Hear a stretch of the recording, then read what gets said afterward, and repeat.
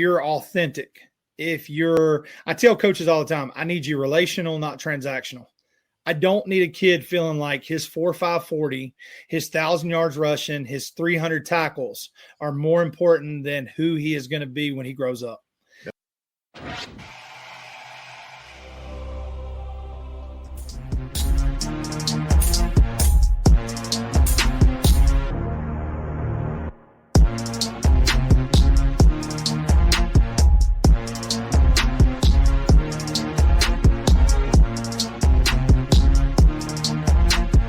Joining me right now, he is the football coach at East Rutherford High School, and he's also the athletic director. Coach Russ, how are you doing this afternoon?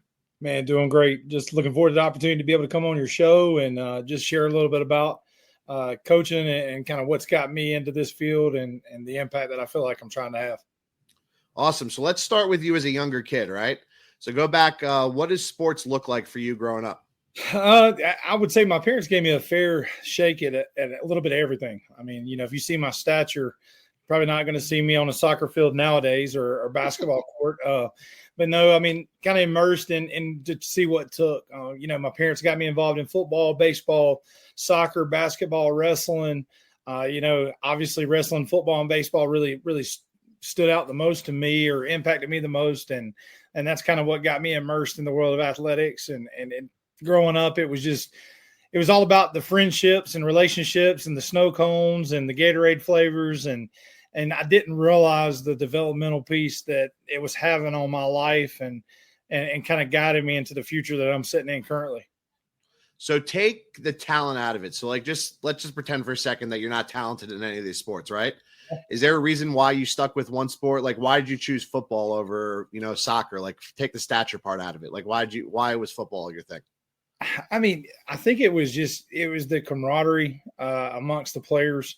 And it was really unique because it brought a lot of people from different backgrounds and different, at the time as a kid, you're just meeting kids from all kind of different neighborhoods. And then you just, in between the sport aspect, you're talking about Power Rangers, you're talking about Teenage Mutant Ninja Turtles, you're talking about your favorite color. You're talking about the next birthday party or sleepovers and what movies you're watching. And I think it was just a great social experience. And then the football side was, everybody wanted to be, not like macho by any means that the kids want to be nowadays. It was just, you just enjoyed being out there and it was just part of being a boy. Like, I can't tell you how many pairs of jeans I ruined. I can't tell you how many shoes I tore up. We got to take recess and emulate what guys on TV were doing, that we were sitting in living rooms on the weekend and watching games. We were actually going to get to do that. And so it was kind of cool to kind of piece that together.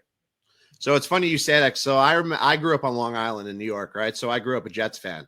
So I remember going to Jets camp all the time at Hofstra. And I remember when I was like 7, 8, 9 years old, coming home and like replicating what I saw guys out there doing, so it's just funny for you to bring that up because you're the first person to actually say that about like being a kid and what it's like. You mentioned something else to me about like talking about Power Rangers and Ninja Turtles and stuff like that.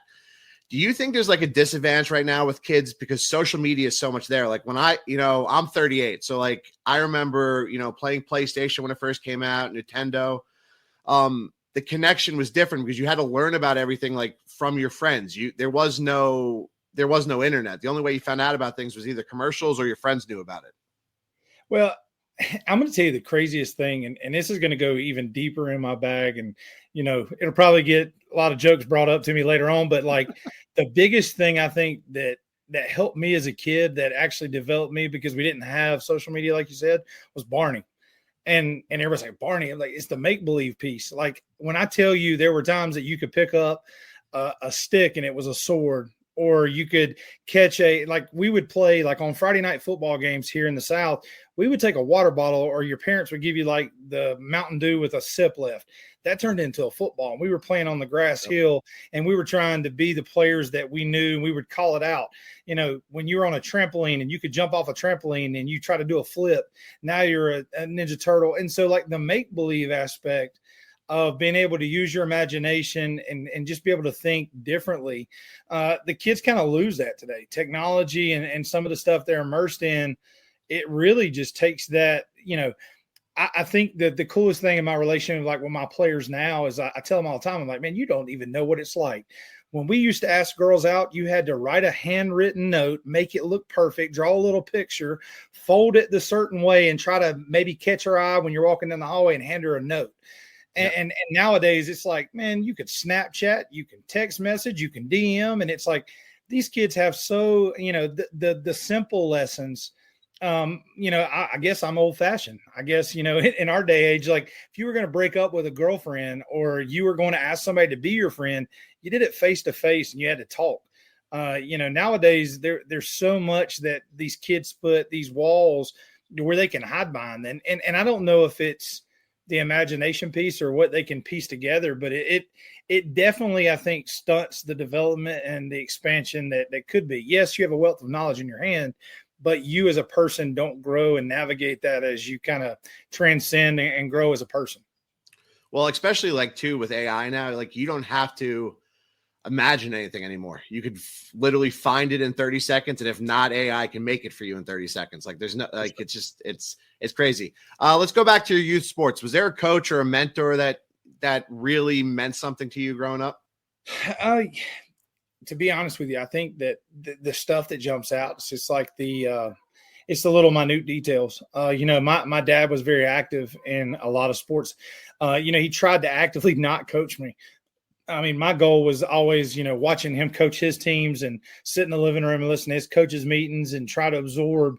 I always wanted to play for my dad. But looking at it, there was always another coach. And I think the thing that jumped out to me was probably when I was working towards middle school. A guy named Robert Yarborough. He was our middle school football and middle school baseball coach, but he was real. And he gave you real life. And when I tell you that, the thing that I've taken the most and tried to like apply to my life was he didn't just meet you about sports. It was being very personable. He wasn't the rah yell at you. It was, come here, let me put my arm around you. Let me give you a piece of chewing gum. Let me just talk you through what kind of process were you going through there? What were you thinking? And he let you guide the conversation. And then when you got to a certain point, he was an excellent teacher. He actually taught science, and I had him as a teacher as well. But the way he could just captivate your attention, and sometimes he would lead you to the answer, and you would vocal it to him. And when you would speak it to him, he'd be like, you got what I was trying to get you to focus on. And that really stood out. I mean, because I think that's the most developmental time that you can have as a kid is middle school, because you're going through all the changes. So definitely Robert Yarborough at Burns Middle School was huge in the impact for me as a person, just to kind of grasp that sometimes it doesn't have to be transactional. It's all about relational. At what point did you realize growing up that football was like going to be a part of your life, like your jam? It's funny you asked that, because really baseball I thought was going to be my ticket. I thought that was my – I can recall moments through life. Like, I mean, baseball was, I was playing multiple leagues. I was playing all the time. We would drive from one end of the county to the other to play. And really and truly, football just, it was, it's funny. Like, I'm now coaching against my offensive line coach in high school. And I can remember him coming to Shelby City Park Recreational Baseball Summer League, sitting in a fold-out chair and telling me I look like a pulling guard, and telling me, hey, man, you are built for football. I don't know why you won't give this a chance. And, him investing in me, I was like, I'm going to give this a shot. Chris Cogdell, he's now the head coach at East Burke High School. And it was really cool that, he took that investment and that buy-in to like really try to follow up. And I don't know, it just intrigued me. I'd always played, but I didn't really hit a growth spurt until high school, to where everybody's eyes got big and it was like, oh, this dude, he can do it. I don't know. I've always been in love with the grind and the process. I love training. What I love the most about football, I think, was you train for 10 games a year. And the whole year you're consistently training. And I love the process that goes on behind the scenes. And then when you get to the game, it's already taken care of because of everything you've already put forth in I guess, out of the lights of the stadium. So you mentioned playing baseball and being in all sorts of leagues. So I was having a discussion today with one of my like teaching partners on my grade level. And we were just talking about how like sometimes there's kids that are signed up too much for like too many sports and like it interferes with school. that's not really my question for you, but my question I have for you about that is, you mentioned playing in a bunch of leagues, right?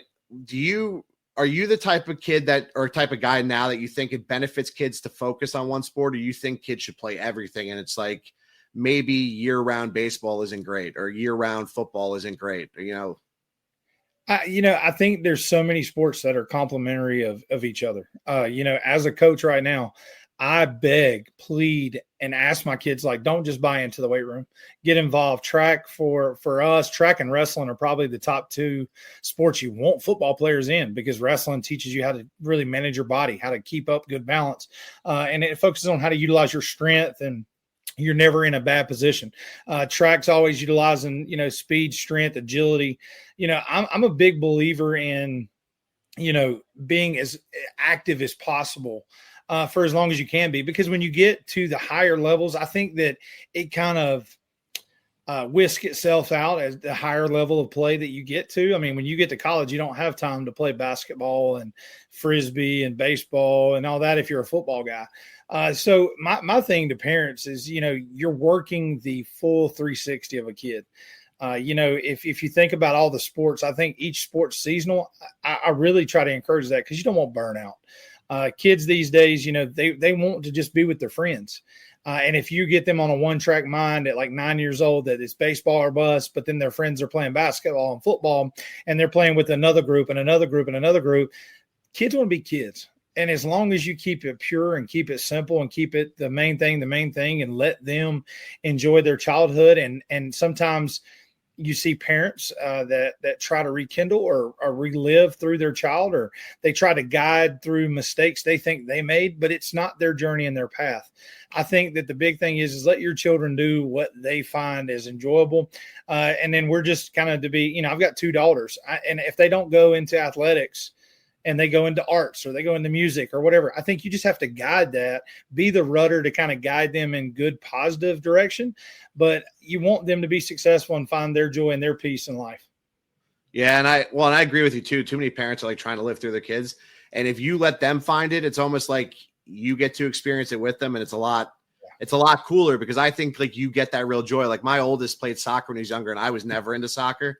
But like when he started playing it, like I kind of got into it. So like I was living it in the moment as if like, I'm 9 years old again playing it, because it's just like I never really experienced soccer like that.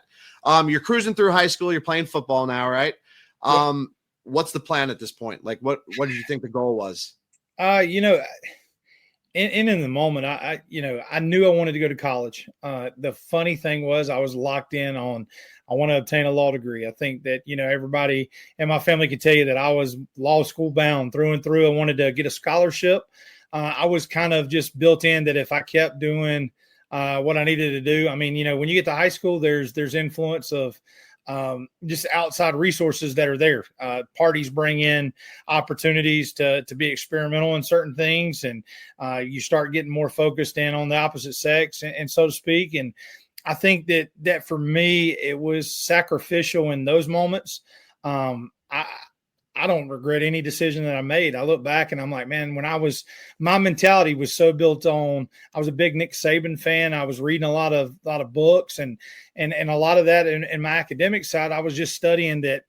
The big thing that jumped out is like, I may not be as talented as everybody, but if that person goes and parties and I'm in the gym, I got a membership to a gym. And in my mentality, when it got tough, I'm not sitting on my laurels. I'm not sitting at a party. I'm not dancing, using whatever. I'm in here grinding and I'm breaking a sweat. And so I use that as motivation. Like, probably the only kid in the world that had this crazy mental logic that on Super Bowl Sunday, I was like, man, my opponents are eating chicken wings and cupcakes and watching football. I'm going to go get on the treadmill and I'm going to go get some bench press and some squat out of the way. I'm going to work out and then go home and enjoy the game. Like, I'm going to make sure that I take advantage. I was begging my parents, please, on Christmas Day, can I leave Mama's and go to the gym? It's just, if I could get away and get an advantage, I was always seeking to try to get that. And the sad thing is I was one track minded. Like, I sacrificed trips, vacations and things to really try to sell out to the dream of getting a scholarship and to play sports at the next level. So that brings me to my next question. You say like you sacrificed some stuff. Do you regret anything? Like, would you go back and change stuff if you could? Definitely not. I mean, looking back at it, I mean, when I got to college, there was so many spoils there of being a college athlete. When you go from high school, I felt like I was a good person. I tried to look out for the little guy. I tried to be a good dude. I tried to ask people how they were doing. There's people that, I was the guy in the leather jacket that everybody knew played sports, but I'd hug you if you was having a bad day, pick up your stuff in the hallway if you dropped it. And it's not to make it sound like I was just some better than life, larger than life person. I just was genuine and authentic. And then when I got to college, I'd been told by several coaches and several players that when you get there is you've grown up in a bubble where you're from. When you go to college, you're going to expand that bubble and you're going to see things. I think I was exposed to a lot more in college, and I reaped a lot more benefit for being prepared in high school to get to college. The sacrifices I made in high school, I never got in trouble with the police. I never got, failed class. I think the lowest grade I ever made was a C in Spanish. I took care of business there. So then when I got to college, I was a second semester sophomore walking on campus. So I stayed maybe 3 weeks in study hall. That was a blessing. If you're a college athlete, study hall sucks. And so I didn't have to report to campus on Sunday afternoons like every other freshman. I was in the dorm hanging out. Well, guess who else is hanging out in the dorm? People that are not in season. So it gave me opportunity to make new friends that weren't just football people. And so getting those experiences, I met probably one of my best friends in my undergrad experience, and he wasn't even tied to athletics. He was tied to education, and that kind of just led me into new things. Because I made sacrifices locally, I was able to expand once I got to the next level. What school did you end up going to? Went to a Division II school in Salisbury, North Carolina, Catawba College. Played in the South Atlantic League. So at what point do you realize, now that you're in college, do you realize that the pro dream is probably not going to work out for you? I think that immersion, that first week of fall camp, freshman year, made it real clear. You see 6'6", 6'5", 300-pounders running 4.9 40s. You're like, yeah, that's not going to be me. So I think it really set in, but it was one of those deals. Like, I knew that I had a place. I knew that I could, make an impact. I knew that I could, be a supporter of the program, the team. And I just wanted to make the most of that experience. Like, I wasn't chasing, a contract no more. And there wasn't anything on the end of the road. So it was just make the most out of the moment while, I guess the best saying is be where your feet are. And that was what I was trying to be. Just be as locked in as I could where I was at. And looking back, it was probably the greatest time of my life. So at what point do you decide that you're going to become a teacher? Because remember, you mentioned you wanted to be a lawyer. Then you go and you're doing the football thing, but that's not working out. So at what point do you say, all right, I'm going to go into education? You come home from school, you're feeling the break, you want a little bit of cash. And I was going to major in history. And that was going to be my prereq into getting into try to apply to law school. Well, when I got to college, I was like, man, I really am not about term papers. So I transitioned to health and PE, and I was like, holy cow, they have college classes where they do nothing but teach sports. And I got to be around a lot of science teachers that taught me a lot about the body, and I learned about that. And so when I got into it, I was like, man, PE's just not roll out the basketballs. Like, there's so much and there's so many levels of this. I really got bought in. So then coming home, substitute teaching at local schools and getting to have that piece of being around kids. And man, it was just so cool. Like, you walk in, you're like, hey, yeah, I'm going to tell you a little bit about myself. I'm Philip Russ. I played college football. And then all of a sudden, they're like, oh, God, you play college. Like, that at that moment, it was so cool because then I had them. And, it's a lot different now at my age to try to get kids to lock in and be like, gotcha. Now let's go learn. But then I bought in. I actually was a teaching scholar at Catawba College. And it was a Martha West teaching scholarship. And so they took us on trips, and we got to go to schools all over the U.S. and we got to do all different types of things in Rowan County and be able to see different learners, different style learners and those things. And I think that trended me towards education because I was like, man, this is so much bigger. And, it just depends on where you land and what kind of demographic you want to teach or what type of area you want to be in. And there's teachers everywhere. So I kind of got, just locked in and started, like you said, you think back to the mentors, the guys that glued the pieces of the puzzle together for you and made you who you were. And I was like, that's what I want to be. I want to be the glue to somebody's puzzle. Have you noticed at school there's a connection between the kids who play athletics or are involved with sports? It doesn't even have to be like, they're playing like football or baseball. They could be involved in cheerleading or anything else. But do you notice that there's a connection with that and academics, doing well, like they do well in school? For sure. Because I'll tell you, like the end of the day, every child's got to go to school. I mean, we pretty much know that, like they've got to go to school. The difference is some kids just go and they're just trying to suffer to get to 3:00 to go home and do whatever they want to do. The athletes per se, like there's some kids that show up in our building every day that they're there just for sports. They're there for the competition side. And so keeping them immersed in athletics keeps it tied into educational, value. And the big thing for me is like, I've noticed that especially like when kids are more active, I don't know if it's dopamine. I mean, I know there's all kind of different like research studies, but those kids tend to like lock in and it's not just because it's in season. I think it's just in a whole front. They have something to work towards. They know that there's all these requirements and things and expectations. Plus there's even that more expectation from some of their teachers and administrators and people in the room that buy in. I think at the end of the day, it's all investment and buy-in. It's all about relationships, because you go through the cafeteria line, you scored 3 touchdowns and rushed for, 200 yards. And the cafeteria lady's like, hey, man, great game Friday. That just gave you all types of pump. And now you're going into English class learning about Shakespeare. Man, you're still living off the high from the lunchroom lady. Like she gave you a chocolate chip cookie because you had a good game. And I think it helps some kids more than others. There's just, you're going to have those high flying athletes, but there's some of those kids, like I said, school's not their thing, but sports are. And sports keep them in the building, and then they grow because they're around really good educators, and the system takes care of looking out for them. So I think the physical part of the game, like teaching kids, is pretty like self-explanatory. I mean, I know it's different for everything, from weight room to certain position coaches, everything. Let's talk about the mental side though. So, mentality plays a lot into sports. How do you coach that, or how do you approach that? And then especially like you being the head coach, what do you look for with coaches on your staff? Like what are you looking for there? Well, the cool thing is I'm glad you brought this up. This is probably one of the really special things that mean a lot to me. Is we're very lucky that where I work at East Rutherford, I've always tried to hire coaches, and I try to tell them this: I want to hire good character people.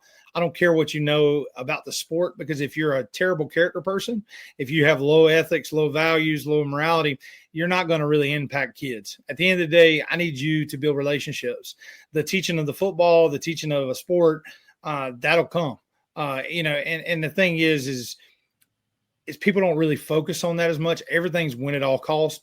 And Yep. For me, the mental side of the game, it's something that I think the secret sauce is at East Rutherford High School. Tammy Matheny, definitely encourage everybody out there to go look her up. She's actually my football program's mental health coach. I bring her in the off season. We usually do 4 to 5 lessons. She comes in and we just break down layers because the thing that I think that sometimes gets bypassed is we all have issues. We all have things that we have to unpack, and some of us don't have any measure at all to unpack. Some of us have stressors that come from not performing well in a given big game moment, or just not performing well at all, or to feel like less than or have expectations from the house or from friends. Or social media is the biggest enemy to kids these days, because you either are gratified or you're low level. And I think what we learned, I'm telling you, like some of these sessions, we'll sit in there and we start talking and the kids open up. And I think these kids just need a voice. COVID and some of the things that these children have had to experience, I mean, I'm telling you, they've had to pack away a lot of thought and emotion. And some stuff that Tammy does that I think is really just amazing is we first going to figure out who our hero is. And she has an activity where she does with the kids. And I'm telling you, man, watching my Division I defensive tackle stand up in front of his peers and talk about things that he just, that got him to where he was, and how proud of, his mother's struggle and how hard she worked to put him and his sister first, and how she just grinded, and how that really taught him more about life than any sport or any class or any coach. And then you have other players, they just get up there and they just unload things, and you're watching their teammates that are like, whoa, I had you on this pit thing. You're just like me. And those connections and those electrical charges, you start seeing fire in the room. I mean, it bonded us. I mean, I think that it took us to a level that some teams never get to go to. The reason why we're so fortunate is our softball coach at East Rutherford, Laura Ray, does a great job. She brings in Timmy every year. She does a lot of character building in and out of her program. And I've watched the unification in her program and how those girls just lean on each other, and they're so family oriented. And that's a culture that we wanted to build at East Rutherford in the football side. So bringing Tammy in, that the mental side of the game is the one thing that I think is overlooked and it's not prioritized. And in today's world, we need more of that. We need more coaches to buy in and be transformational for these children, and be able to give them opportunity to kind of unpack these things to see their full potential. So you partially answered this next question, but how do you build beyond that? How do you continue to build on team chemistry? This is going to sound wild, and you may not get this answer from many coaches. At the end of the day, I'll ask you this question. In 1999, who won the 3A state football championship in North Carolina? No idea. All right. 2005 and 4A, who won the state championship in 2A football? You have no idea. Yeah. But if you're authentic, I tell coaches all the time, I need you relational, not transactional. I don't need a kid feeling like his 4.5 40, his 1,000 yards rushing, his 300 tackles are more important than who he is going to be when he grows up. Yep. I need you to build that relationship to where when we're 15 years down the road, he comes up and says, I don't know. I tell my wife all the time, she's like, baby, don't let that wins and losses bother you. If you're a competitor, if you love coaching, wins and losses do bother you. But at the end of the day, when I get these little letters in the mail and it's like, hey, coach, I just graduated this school, or coach, I think I'm going in the military, coach, I'm engaged, I'd like you to, come to my wedding, or you go to Walmart and it's like, hey, Coach Russ, I want you to meet my wife and my son. Seeing the spoil of your labor, the sweat, the tears, all the moments when it all plays out and it's relational. Like I want to be invited to more weddings than I am for state championships. I want to be involved so much that these kids know that it doesn't stop. When you get your 4 years done with me, it doesn't stop, because I think that's what transactional coaches do. It's like, what have you done for me lately? If you haven't done anything, then you're not on my level. I just think that that's something that's big. I think that's why you see successes in like guys like PJ Fleck, Blake Anderson, Dabo Swinney. You see coaches like that. And why do you see those guys be successful? Is because there's a buy-in into relationships. And when a kid knows they can come to you more than just the playbook, I think that's the playbook to life. So that in itself, that's how you build the culture. We have an open door policy. I've got couches in my coach's office, and they're not for coaches. We want the kids to have like a debrief. Like I'm probably one of the only guys that will sacrifice a little bit of extra time, being able to get out of practice early for the fact that I want my kids to be able to decompress from the day of school and then to practice football. So we have like about a 45-minute period. We just call it life period. If you need to come in, you need to talk to me about something that's going on at home. You need to hang out with your friends. You need to call that girlfriend. You didn't do something, you need to call mom, make sure you ain't about to get grounded. You have 45 minutes from the day the school ends till we have to get out for warm-ups. That I let them have their phones. I let them decompress. We get them snacks. We get them food. We just let them kind of be the kid they want to be, instead of just symmetrical, like you order of operations, you go here, here, here, here. And sometimes when practice is over, I'm looking at them like, hey, man, you got to flip that breaker, turn these lights out. I've left some of them in there. They're just in a really good conversation. And so my seniors, or I'll find out if a coach, hey, can you stay today? And we just let them hang out, because sometimes that's a safe place for them. And we want them to feel loved. And that's kind of like, our thing. I don't want football to be something you suck your teeth and you look up and it's 2:59. You're like, crap, I got to go to practice, and it's going to be tough. I want them to be like, hey, it is work, but I'm loved and I'm valued and I'm appreciated where I'm about to go. And I can't wait to see what happens today. So I have a couple athletic director questions for you. So you're the first athletic director we've had on. So I need to hear your view of this. So you're in charge of a lot of the scheduling. All right. So I'm just going to assume here, I know that like when you're scheduling football games, let's start there. We'll start with football. So when you schedule football games, right, the conference has their own thing that they do within the conference, right? So you have to still schedule games outside of the conference, right? Yes. Okay. So this goes back to where the mental part comes in and all the stuff with the kids, right? How much do you take that into account, like when you're scheduling these games? Because, like, for example, you have a JV team that plays on a Thursday, you're playing on Friday, but you also got to factor in, you don't want your kids, driving on a bus so late that then they're, school the next day. Like all these things factor in, but you also still want some competition out there and all that. So like, how do you approach that? I think it all goes back to being player centered. You got to know your team. That's why I think that communication's so open between me and all my coaches. Especially like in football. Like football, I know everything that's coming back on my roster. The only kids I don't really know are the 8th graders that are coming in as freshmen. But based on that, you want to gauge, competitive value. You want to make sure the travel is taken care of. But you got to remember too that we're doing them on contracts. So it's not just a 1-year deal. It's a 2-year deal. So, yeah, you might be good this year and want to play up and play this really juggernaut. But next year you may graduate a lot of talent and you have to face that same juggernaut because you're in a 2-year contract. I think there's a lot more metrics that goes into scheduling. Currently, in the face of what we've been dealt this year, it has been extremely difficult just because there's so many things. Like we're waiting on an athletic calendar. You're waiting on to try to find start dates. You're trying to make sure so a lot of it is, just trying to piece something together this year. In years past, you're right. Like the metrics of travel, understanding of what you're about to play, knowing the difference of like, hey, they're going to be good, Thursday, Friday. Like the thing is too, in some of our league games, teams will have a varsity team, but don't have a JV team. So then it's like, who can we find to fill a JV game? Because I want those kids to have those, opportunities. The thing that I think that I will shock you in terms of the athletic director side, the conference schedule set up by all the athletic directors of the conference. So we know that that's coming out, and I give that to my coaches.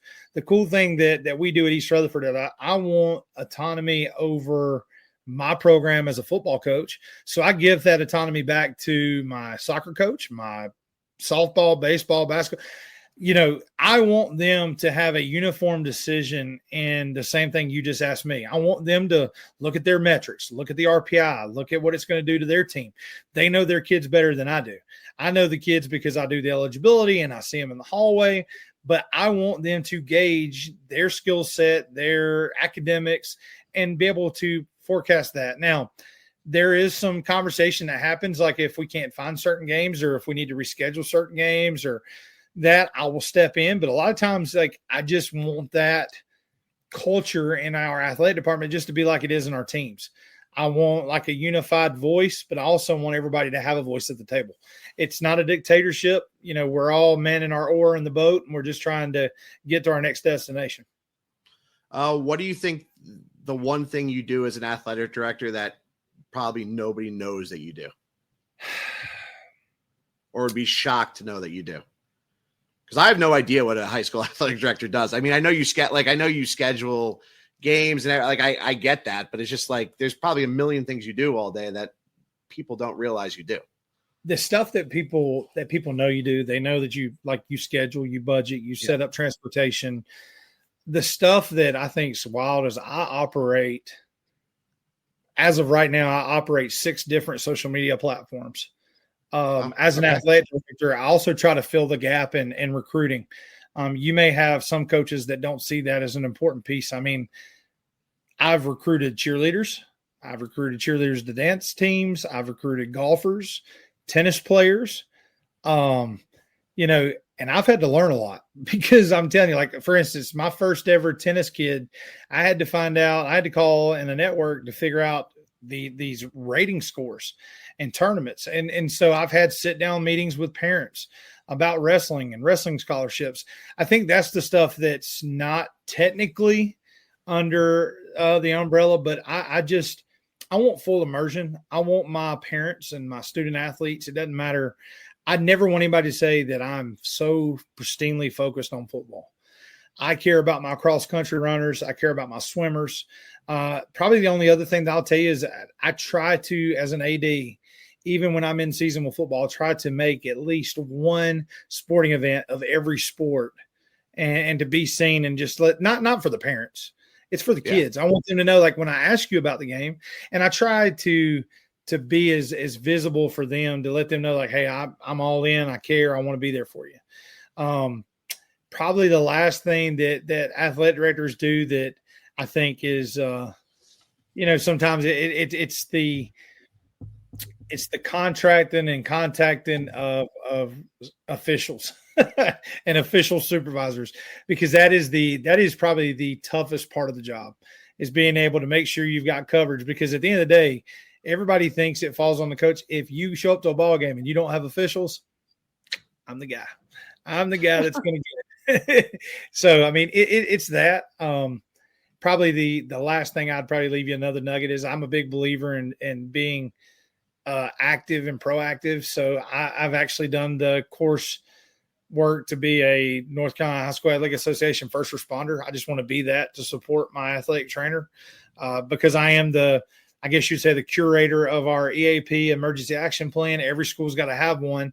So if I'm creating it and I know where every medical supply is located in my building, and I know how to get EMS and fire and police, I wanted to get the credentials to be a first responder.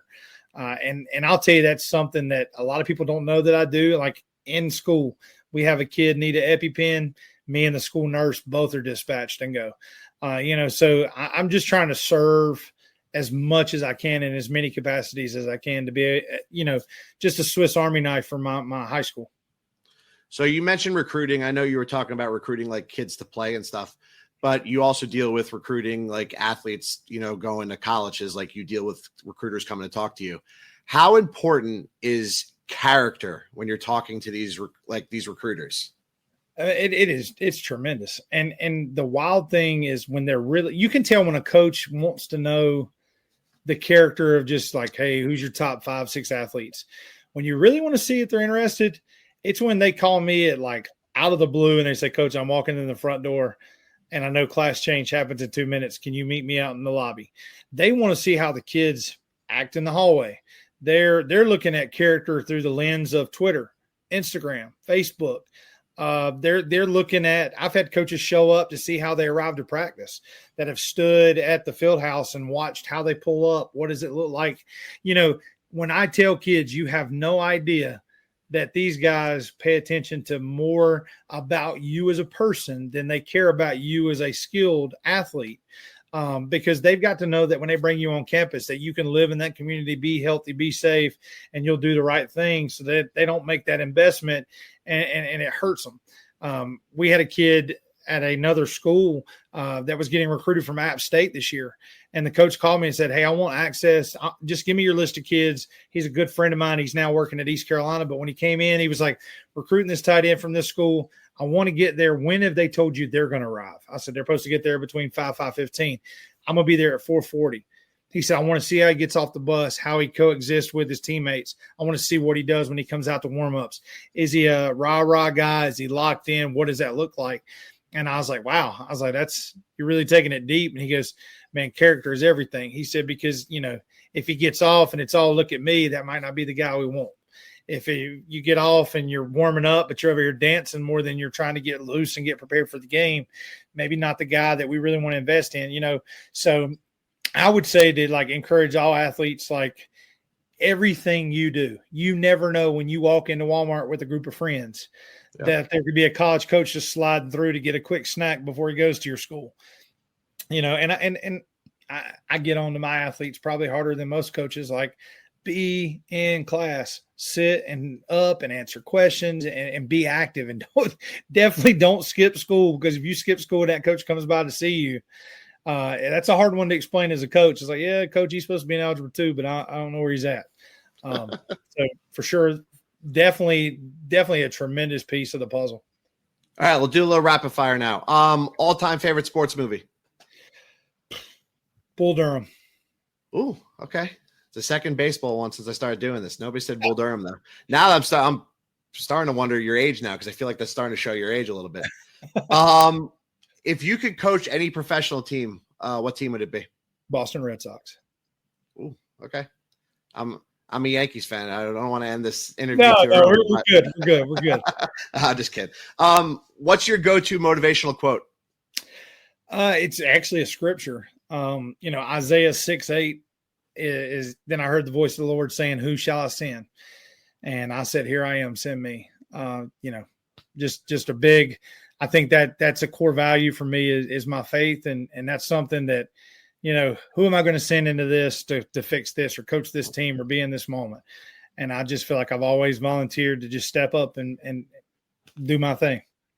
Who's the most inspiring athlete to you? Oh man. I'm probably going to say Kobe Bryant. Only because I just liked his focus and his ability to just bring in so many different people. And it was more or less, don't try to copy me, match me. When you watch all these documentaries as they come out now, and it's just like, match my energy. Everybody else is, messing around and stuff, and he's locked into it. And he didn't have time to mess around. He was about his business. Do you have any pregame rituals when you played? And then do you have any now? Yeah. Weirdly enough, when I was pitching, a double cheeseburger with just ketchup from McDonald's was a go-to. Now as a coach, it's probably just having quiet time, like a peace of mind. I pop my music in on Spotify. I've got a playlist that's very unique. When I tell you it's unique is when I step on the field, it's like Chris Stapleton and like some very low key Khalid. Then when it's time to take them out and dap the kids up when they come out, it's like Meek Mill and Kendrick Lamar. It's like up there, just amped up, full of energy. So you're all over the place. All right. Sure. Do you have a post-game meal, whether you win or lose? No, probably the best post thing for me is a sun drop. Homeboy from the South, good sun drop, win or lose. It tastes better when you win, but it also helps cope all the stress and frustration when you take a loss. So what's the goal for you now? So we talked about your goal coming out of high school. You originally wanted to be a lawyer, then it transitioned into education. What's the goal for you now? I'm going to be honest. I think it's just to be the best husband and best father that I can be at home. I've been doing a lot of devotional lately of being more present here. I invest in everybody's kids. I invest in my school, and I try to do the best that I can be and be the best role model that I can be there. But I got to win at home first. That was a book that I've read that was talking about you got to win here first. And the greatest title I've ever been given is father. So trying to navigate this with two little girls and then be a great best friend and a life partner to my wife. She supports me in what I choose to do. I think that my vocation is my vacation. I get to go to work every day and have fun. But she holds down the fort and she makes this home with the brick and mortar. And I think that's my ultimate goal, is to be a complete reflection of my faith and what I do, and that people can see that the love of Jesus through me, and that on the side thing is that I'm a great father and a great husband and hopefully a very impactful coach.